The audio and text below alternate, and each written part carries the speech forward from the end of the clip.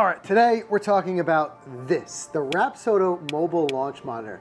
But specifically, we're gonna talk about using it indoors. We're gonna talk about the best way to use it indoors, how it works indoors, and most importantly, we're gonna answer some of your biggest questions that we've seen in the comments when it comes to using this tiny little mobile launch monitor indoors. Let's get into it.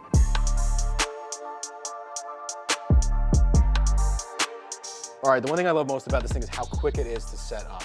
So let me set it up now. I'm gonna try to do it as fast as I can. Can I time you? Yeah, what do you think? 10 seconds? 10 seconds? Aggressive. You think I can do this in 10 seconds? All right, well, I'm gonna put you to the test. All right, are you ready? Set, ready. Go.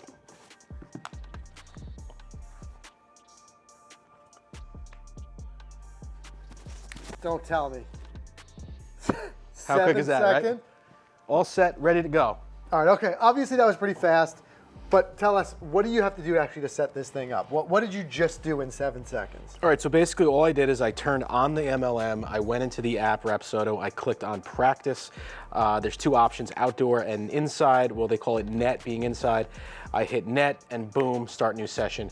There we are right there. It was that simple. And the same goes for outdoors as well. But indoor for today was that quick. There you go. And it works via Bluetooth. That's how it connects to the MLM itself. So the very first time you do it, it's going to take a little bit longer because you've got to connect the device to the Bluetooth. But after that, it remembers it in 7 seconds. That's pretty good. All right, and so first thing, I know a lot of you are looking at this and you're thinking you need this whole setup. You don't. We're going to talk about in a minute in those most asked questions about exactly what type of net you need to use, and we're going to talk about what kind of space requirements. Because I know a lot of you who are watching this are probably thinking for some sort of way that you're looking to hit balls indoors, especially if you're like us in the Northeast throughout those winter months. How do you do it?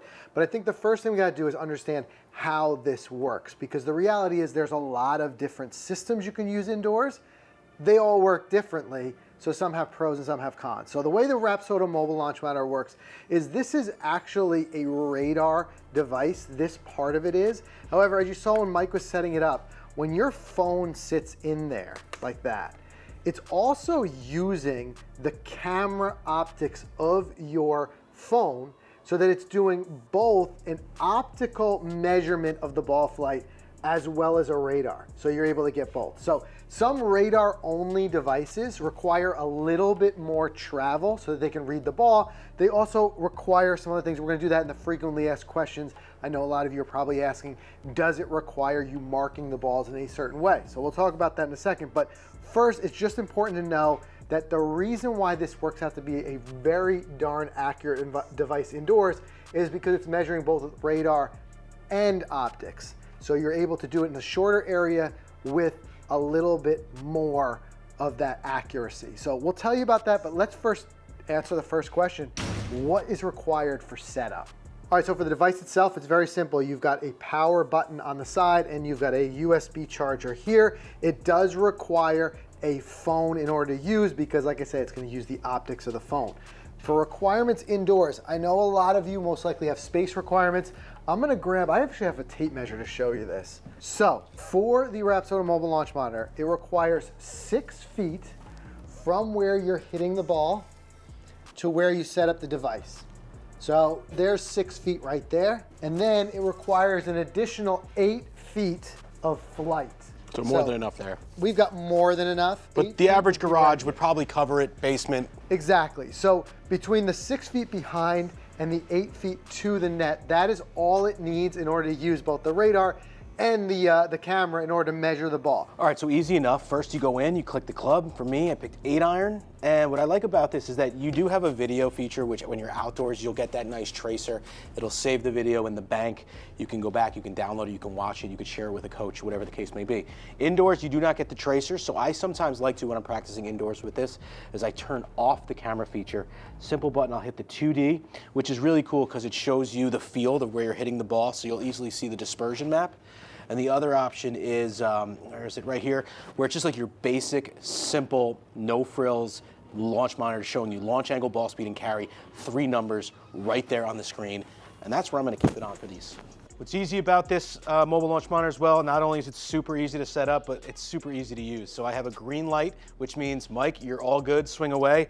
And after my shot, I look back. If it turns blue, that means the shot registered, and I'm all set. All right, blue, registered, 8-iron, 169 yards, perfect. That was my carry, ball speed 119, launch angle 20.5, right there. And again, all this info will be saved. So like we said, you don't get a tracer indoors, but because of these numbers that you see here, a couple things that you can really use this for indoors is things like working on your distances, your club gapping, as well as your launch angle. Let's say one thing you wanted to dial up this winter was working on a certain launch angle with your wedges. Well, that's something where you could hit a bunch of shots into a net, you can check your launch angle immediately registers there, and that's something that you can really work on dialing in. Now you have to use a regular golf ball. I know sometimes you're thinking of trying to use this in the basement during the winter. This will not register, and I will prove it to you right now. A lot of you said, Mike, it's gonna register. Come on, it's gotta pick it up.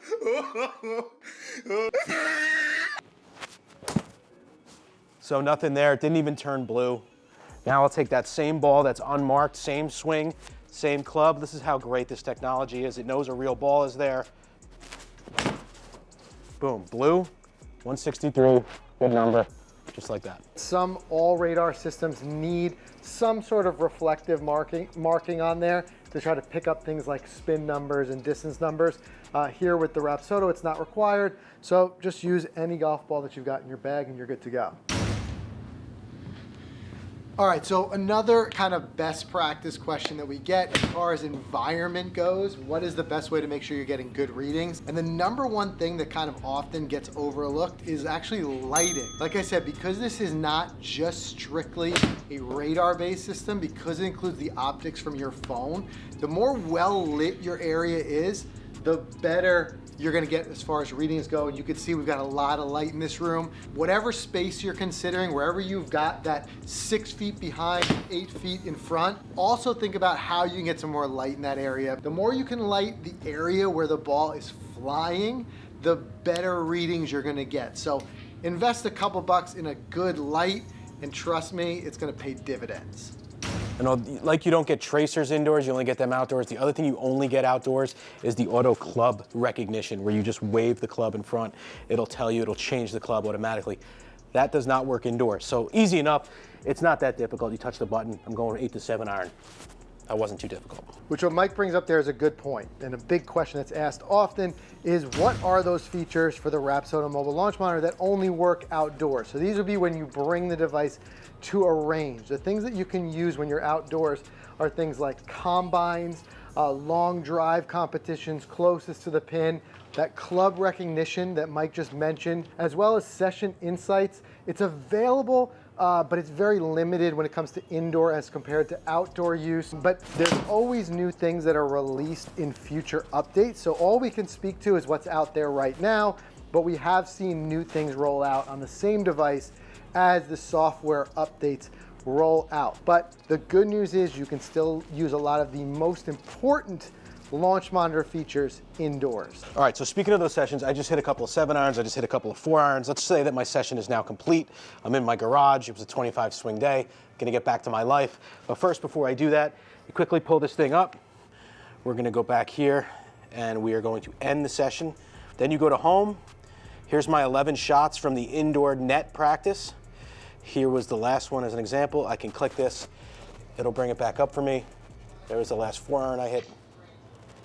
And all this information is right there: carry, ball speed, launch angle. I can go down, I can get, I could save this. And what are the main numbers that they're getting from an indoor net session there? Club speed, ball speed, launch angle. So carry, club speed, ball speed, and launch angle. Yeah, and what I really like too is those are the 4 default metrics that you see, but if you want, you can actually click this button right here, and that will take you into where you can select a number of other metrics, including things like smash factor. If you want to work on smash factor, it's in there. You can select them and then kind of customize this how you see fit. And I think one of the things I love about Rapsodo too is you ask, what happens if I'm on the wrong club? I know a lot of you asked that. Can I edit it in, you know, I hit a 4 iron, but it was really a 5 iron.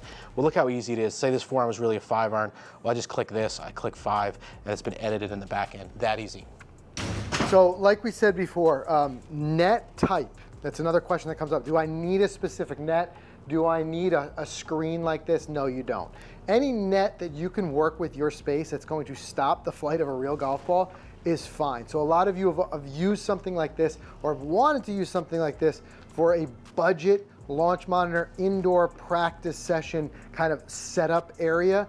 There, what I would say is just find the net that fits with your space. We've used all types of nets before. There are pop-up nets. There are more permanent nets that you can drape across. It really depends on if you're using it as a temporary or more permanent practice area. But again, what I like about it, what's gonna keep coming back to, is for you guys who have not a defined or a permanent space, if you're looking for something you can just pop up, my thoughts immediately go to a pop-up net.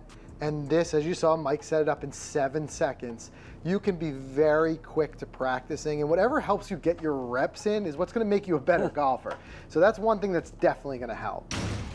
Yeah, one of the things I love is the fact that although you're working indoors, and perhaps you're not looking at the video while you're swinging it, it's still going to record all the videos of your swings. Because, you know, like me, I like to go back and look at the swing. If I'm at a range session, I'll set up the camera to see how my swing is.